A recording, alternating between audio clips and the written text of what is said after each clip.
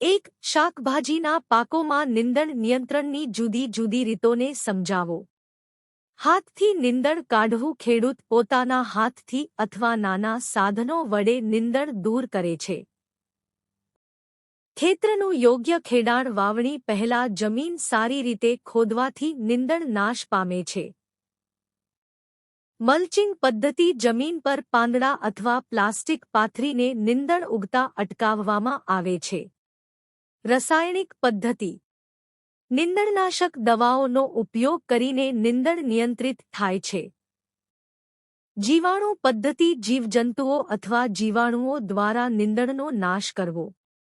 ફસલ ફેરબદલી. અલગ અલગ પાક વાવવાથી નીંદણનો વિકાસ ઘટે છે.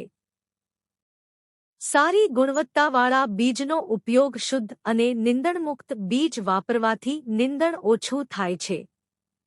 સમયસર સિંચાઈ અને ખાતર વ્યવસ્થા. યોગ્ય સમયે પાણી અને ખાતર આપવાથી પાક મજબૂત બને છે અને નીંદણને દબાવે છે. આંતરપાક પદ્ધતિ. એક સાથે બે પાક વાવવાથી નીંદણને જગ્યા મળતી નથી. સોલારાઇઝેશન. ગરમી દ્વારા જમીનમાં રહેલા નીંદણના બીજ નાશ થાય છે. 2. નીંદણ નિયંત્રણમાં વપરાયેલ જુદા જુદા પ્રકારની હર્બિસાઇડ. નીંદણ દૂર કરવા માટેની દવાનું વર્ગીકરણ કરો. 1. હર્બિસાઇડ્સને સમય પ્રમાણે વહેંચી શકાય છે. 2. કેટલાક હર્બિસાઇડ્સ નીંદણ ઉગે તે પહેલા વપરાય છે. પ્રી-ઇમર્જન્સ. 3. કેટલાક નીંદણ ઉગી ગયા પછી વપરાય છે. પોસ્ટ-ઇમર્જન્સ. 4. કેટલાક હર્બિસાઇડ્સ ફક્ત નીંદણને જ નાશ કરે છે. 5. કેટલાક બધા જ છોડને નાશ કરે છે. 6. કેટલાક હર્બિસાઇડ્સ ફક્ત જ્યાં પડે ત્યાં જ અસર કરે છે. 7. કેટલાક આખા છોડમાં ફેલાઈને મૂળ સુધી નાશ કરે છે. 8. કેટલાક હર્બિસાઇડ્સ છોડમાં ફેલાય છે. 9. કેટલાક હર્બિસાઇડ્સ છોડમાં ફેલાતા નથી.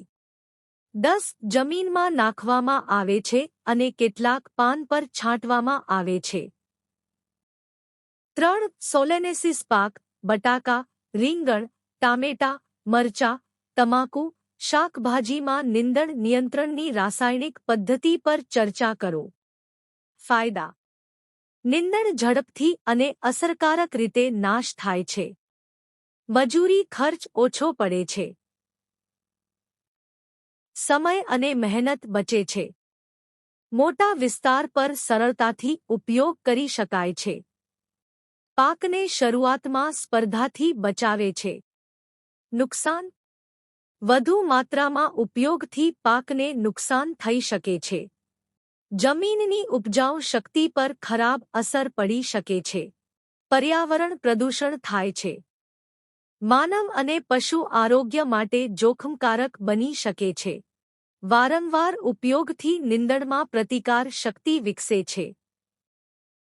4. નીંદણનાશકના છંટકાવ દરમિયાન રાખવી પડતી જુદી જુદી સાવચેતીઓ લખો. 1. ઉપયોગ કરતા પહેલા લેબલ ઉપર લખેલી સૂચના ધ્યાનથી વાંચો અને અમલ કરો.